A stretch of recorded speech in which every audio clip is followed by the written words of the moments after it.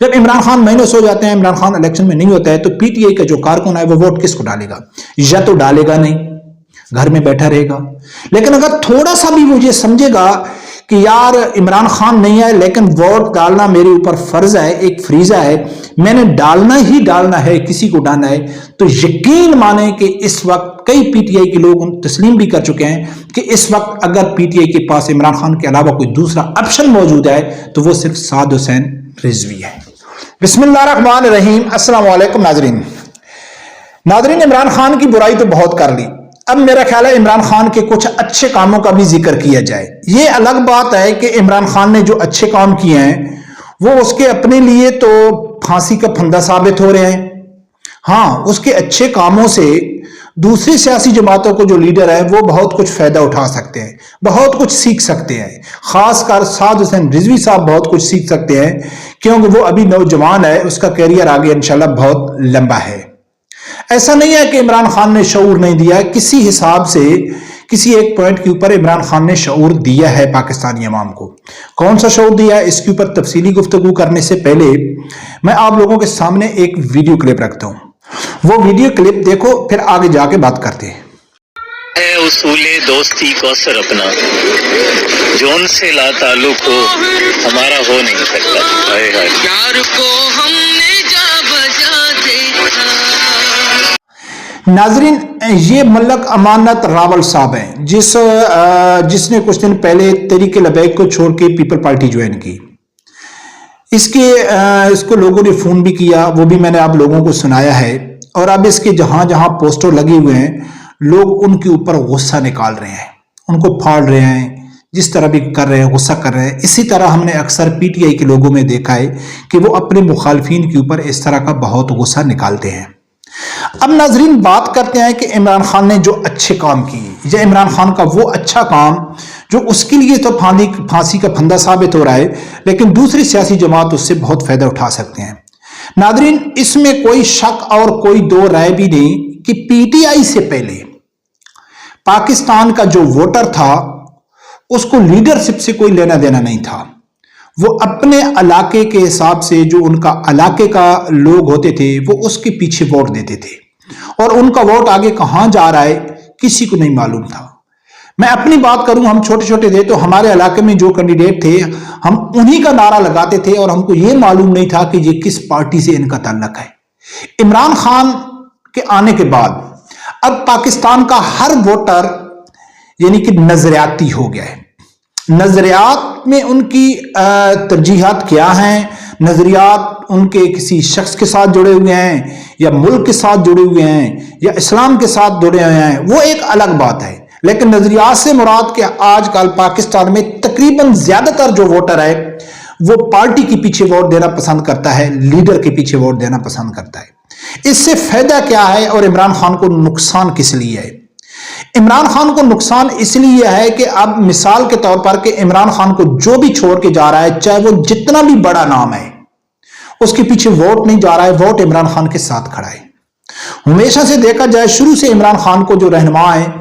وہ دھوکہ دے رہے ہیں، وہ چھوڑ کے جا رہے ہیں، کوئی پارٹیاں تبدیل کر رہے ہیں، کوئی پریس کانفرنسیں کر رہے ہیں، کوئی بک رہے ہیں، لیکن عمران خان کا جو ووٹ ہے وہ اسی جگہ پہ کھڑا ہوا ہے۔ اب عمران خان کے لیے پھانسی کا پھندا کیسے ثابت ہو رہا ہے اور دوسروں کے لیے یہ فائدہ مند کیسے ثابت ہوگا؟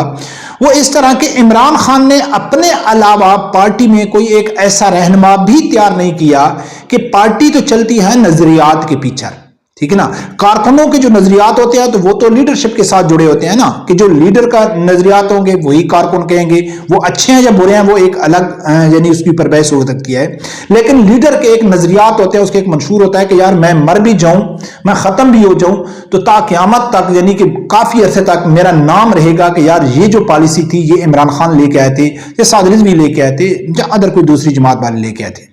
تو عمران خان کی جو نظریات ہیں وہ عمران خان کے ساتھ دفن ہو رہے ہیں۔ عمران خان نے کوئی ایسا لیڈر بھی تیار نہیں کیا،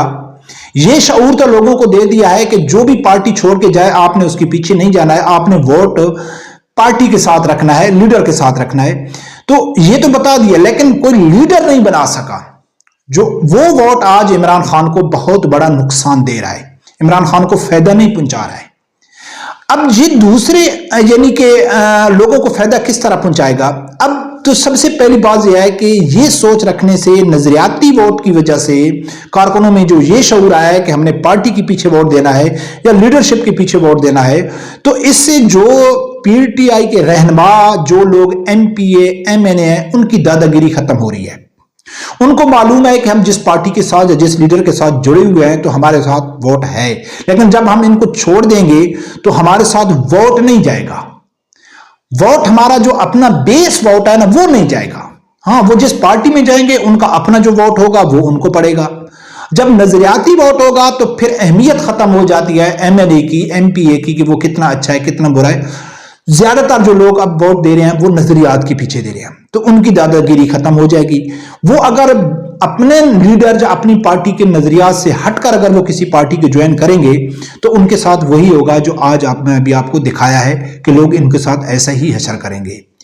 اب تحریک لبیک یا دوسری پارٹیاں جیسے کہ نون لیگ ہو گئی، پیپل پارٹی ہو گئی، تو دیکھا جائے تو پی ٹی آئی کی نسبت نون لیگ کے پاس ایک باقاعدہ منظم ٹیم ہے مسلم لیگ نون کی۔ اختلافات ان کے اندر بھی ہوتے ہیں، لیکن جتنا بھی مشکل وقت نون لیگ کے اوپر آیا تو ان کے رہنما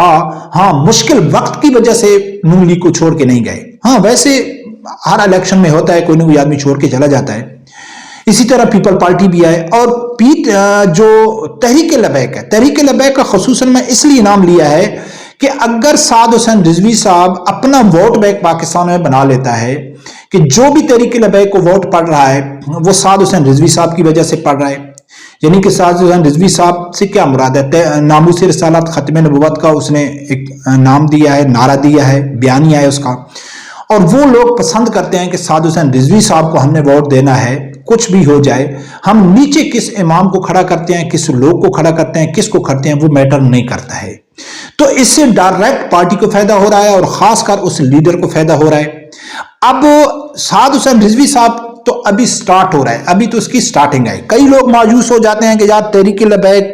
کو سیٹ نہیں مل رہی، یا تحریک لبیک کو شاید جس تیزی سے آگے جانا چاہیے تھا وہ نہیں جا رہے، لیکن ان کے پاس کسی دوسری جماعتوں کی جو ان کی بنیاد رکھی گئی تھی جب ان کے سٹارٹنگ کے دن تھے وہ کسی کو معلوم بھی نہیں ہے۔ لیکن اگر نزدیک دیکھا جائے تو عمران خان کی پارٹی جو اس ٹائم پاکستان کی سب سے بڑی پارٹی ہے، کوئی شک نہیں ہے، لیکن جب یہ بنی تھی، جب یہ رجسٹر ہوئی تھی، تو میرا خیال ہے کہ 96 سے یعنی کہ 4 اور 18 سال 16 سال تو عمران خان مکھی مارتا رہا۔ عمران خان کے پاس ایک سیٹ بھی نہیں تھی،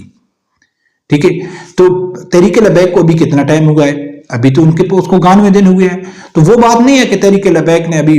یعنی کہ کوئی مایوسی دکھا رہی ہے، کوئی ایسی مایوسی نہیں دکھا رہی ہے۔ تو سعد حسین رضوی صاحب اگر اپنے نظریات کے اوپر قائم رہتے ہیں، اگر وہ سٹینڈ کرتے ہیں اپنے بیانیے کے ساتھ اور صحیح معنوں میں وہ پارٹی چلاتے ہیں، تو سب سے زیادہ اس نظریاتی ووٹ کا جو فائدہ پڑے گا وہ سعد حسین رضوی صاحب کو پڑے گا۔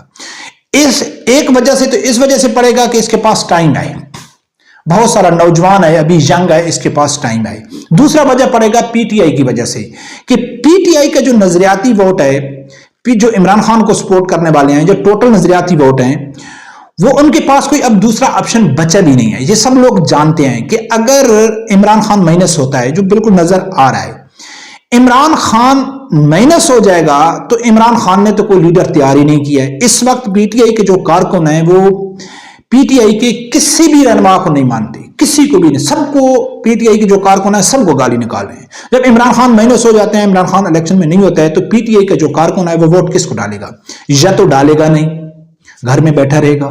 لیکن اگر تھوڑا سا بھی وہ یہ سمجھے گا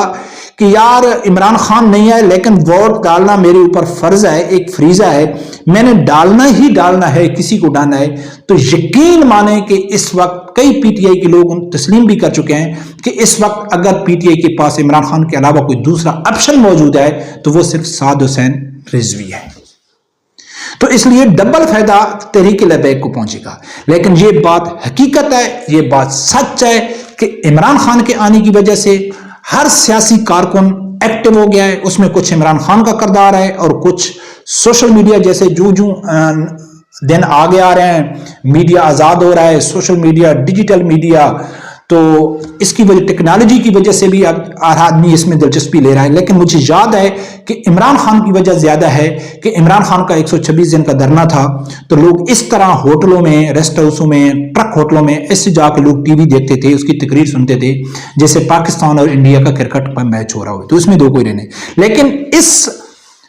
شعور نے عمران خان کو فائدہ نہیں پہنچایا. یہ حقیقت ہے.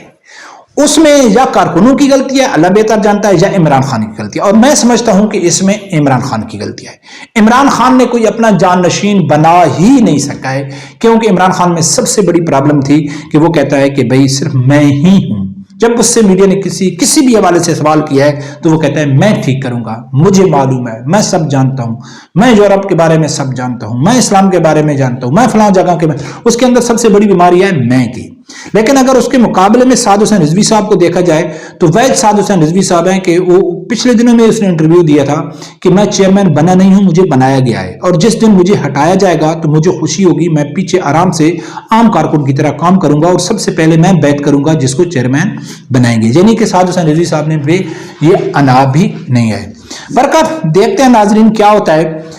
سیاسی اس ٹائم کھچڑی تو بہت بنی ہوئی ہے، کوئی ایک صحیح فائنل تجزیہ تو کرنا اس وقت میرا خیال مشکل ہے کیونکہ ہر پل ہر گھنٹے کے بعد خبریں چینج ہو رہی ہیں. پر کب دیکھتے ہیں ناظرین کیا ہوتا ہے. رب پروردگار سے یہی دعا ہے اللہ تعالیٰ میرے سمیت ہر آدمی کو حق سچ سننے کی اور اس کے ساتھ کھڑے ہونے کی توفیق عطا فرمائے.